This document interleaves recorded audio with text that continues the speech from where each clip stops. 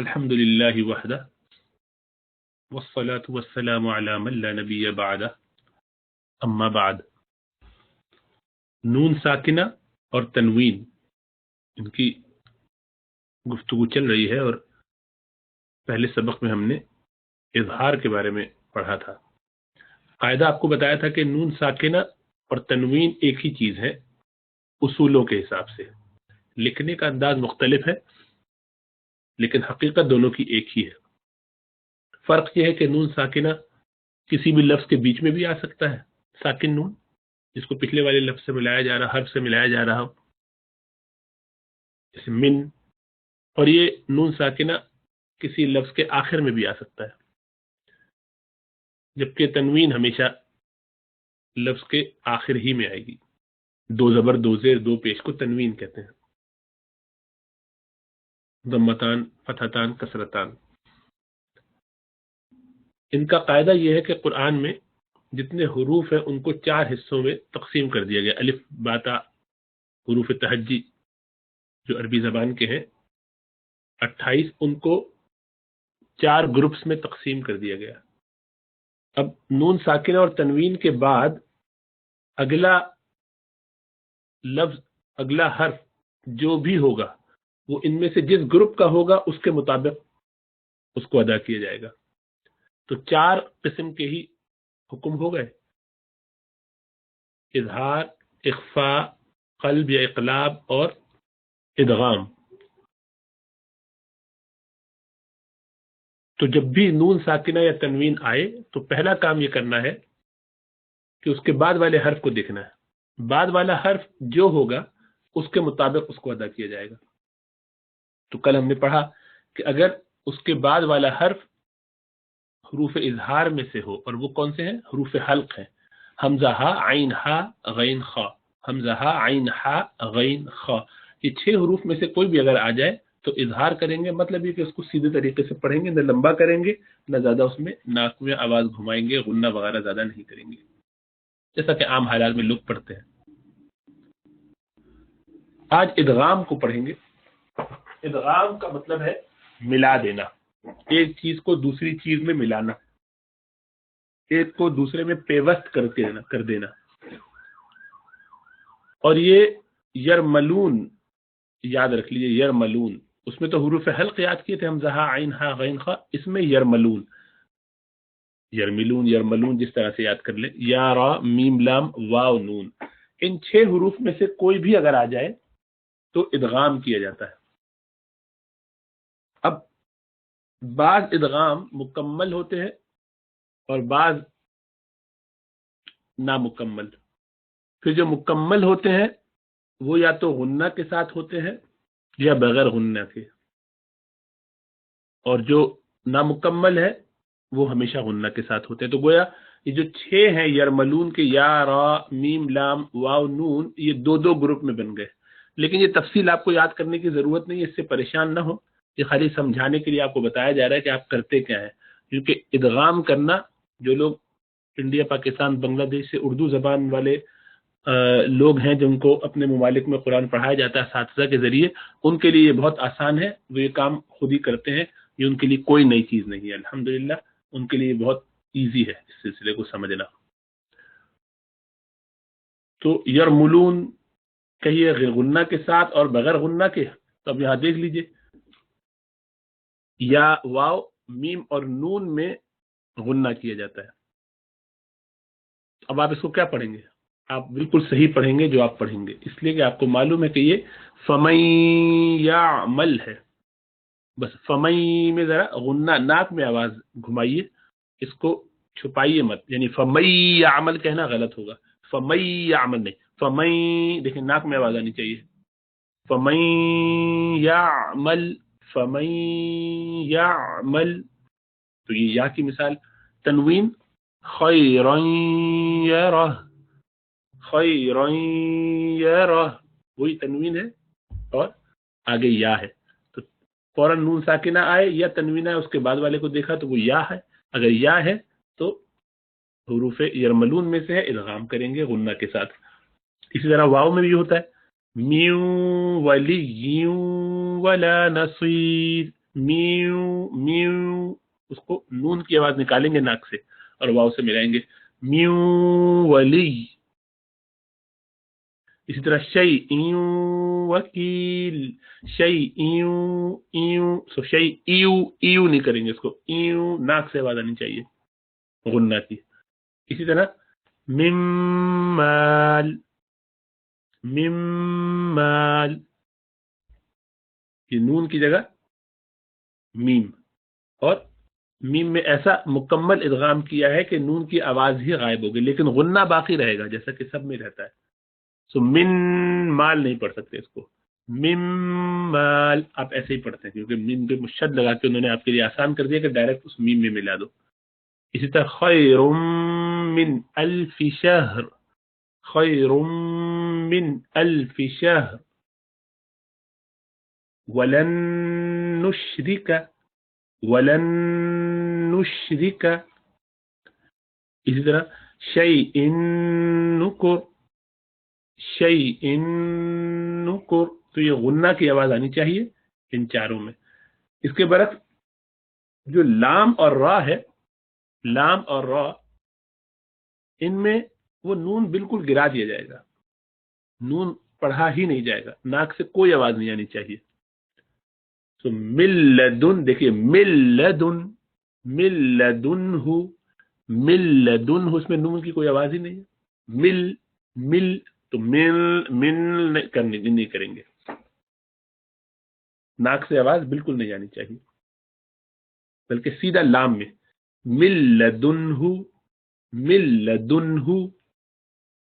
فتنة لہم، فتنة لہم، فتنة، فتنتن گیا، نون گیا، فتنة لہم. من ربک، نون گیا، من ربک. غفور کی تنوین کا نون وہ بھی گیا، غفور الرحیم، غفور الرحیم. تو یہ آپ ایسے ہی پڑھتے ہیں، اس لیے اس میں کوئی اشکال نہیں ہے. اس کی زیادہ آسان مثالیں قرآن کی آیات میں جو آپ پڑھتے ہیں ان میں بھی موجود ہیں. مثلا تبت یدا ابی لہب وتب، لہب، دیکھیے تنوین بھی ہے جس کو آپ واو سے ملا رہے ہیں، لہب وتب، اور غنہ بھی کر رہے ہیں.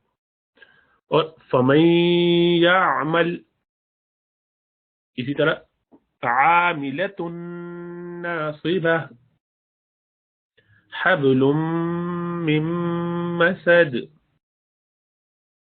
یہ سب ادغام ہو رہے ہیں. اور جس میں نون کو بالکل ادا نہیں کرنا، غنہ بھی نہیں ہوگا بالکل، وہ کیا ہے؟ یکن لہ ولم یکن لہ، اس کو یکن لہ نہیں پڑھیں گے. عربوں کے ہے یہ مسئلہ ہے، جو عرب طلبہ آتے ہیں وہ اس کے عادی نہیں ہے کیونکہ وہ جانتے ہیں کہ یہ لفظ تو یکن ہے، عربی بول چال میں اس نون کو ادا کیا جاتا ہے. اسی لیے وہ کبھی اگر غیر قاری ان میں سے اقامت بھی کہے گا تو آپ کو محسوس ہوگا کہ اشہد ان لا الہ پڑھیں گے، وہ ان کو سمجھ میں نہیں آتا کہ یہ اللہ الہ کیسے ہو جائے گا.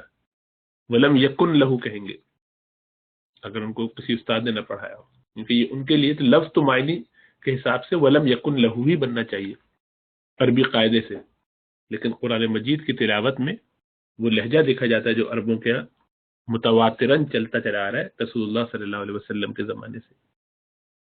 یہ موقوف ہے آپ کے بتانے پر. فویل لل، دیکھیے فویل، فویل للمصلین، وہ تنوین گر گیا. ہمزۃ اللمزہ، ہمزۃ اللمزہ. عیشۃ الراضیہ، عیشۃ الراضیہ، راضیہ، عیشۃ تر، تن تن تر، نون بالکل گر جائے، اخفا کی آواز، یہ تنوین کی آواز بالکل نہ آئے، نون کی آواز بالکل نہ آئے، را میں سیدھا مل جائے. لام اور را میں ایسا کیا جاتا ہے. کچھ ایسی ایکسیپشنز ہیں، جیسے کہ ہمیشہ قاعدہ ہے کہ کچھ نہ کچھ ایکسیپشن ہوتی ہے، تو کہا جاتا ہے کہ ایکسیپشن از دا رول، یعنی قانون یہ ہے کہ کچھ نہ کچھ استثناءات ہوں گے، استثناء ہوتے ہیں ہمیشہ۔ قرآن میں بعض ایسے مقامات ہیں کہ جہاں پر اظہار کیا جائے گا، وہاں ادغام نہیں کریں گے اگرچہ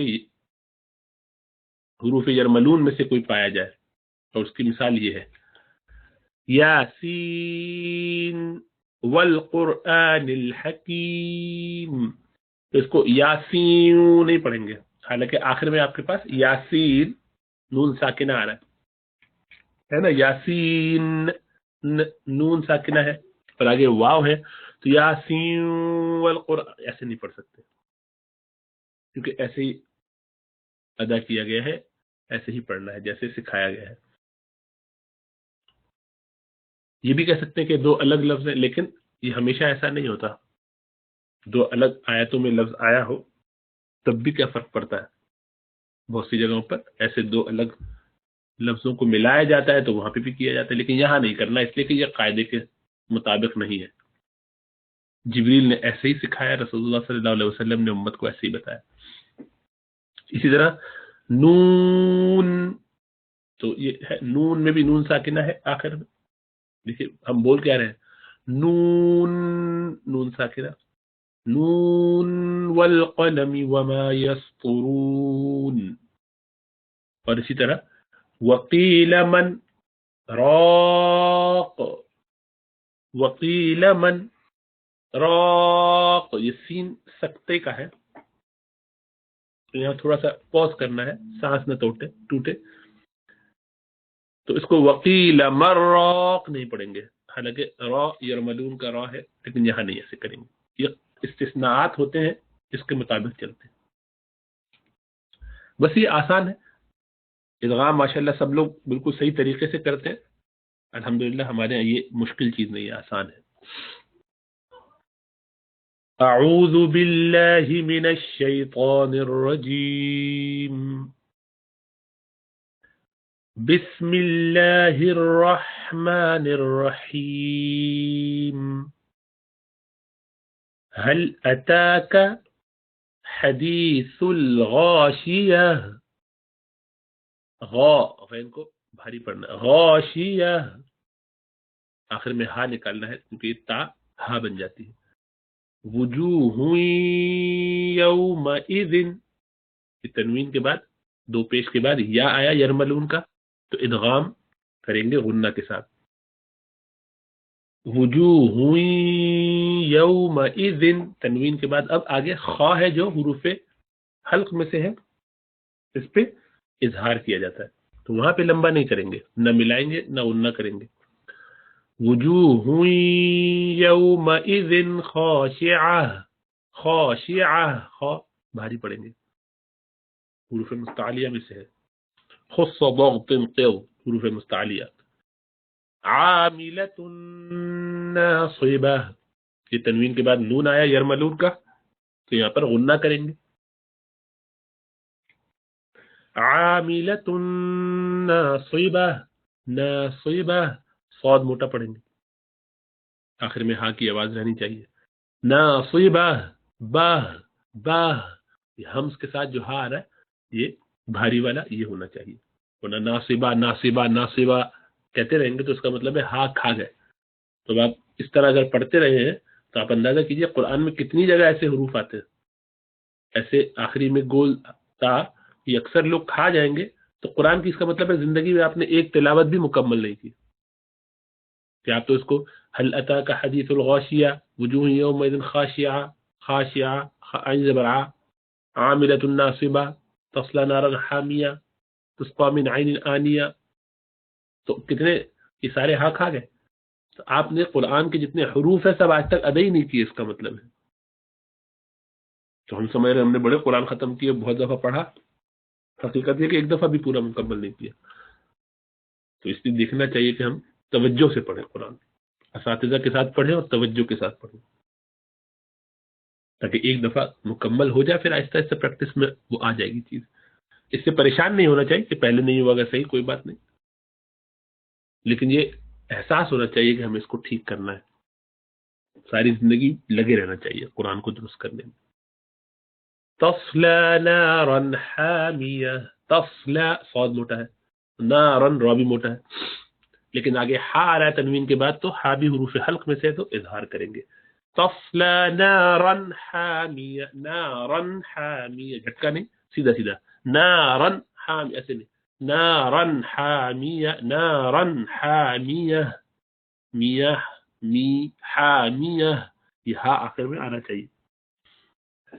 تسقى من عين آنية، تسقى من عين آنية، یہ نون ساکنہ من کا جو ہے اس کے بعد عین آ رہا ہے، یہ حروف حلق میں سے تو اظہار کریں گے.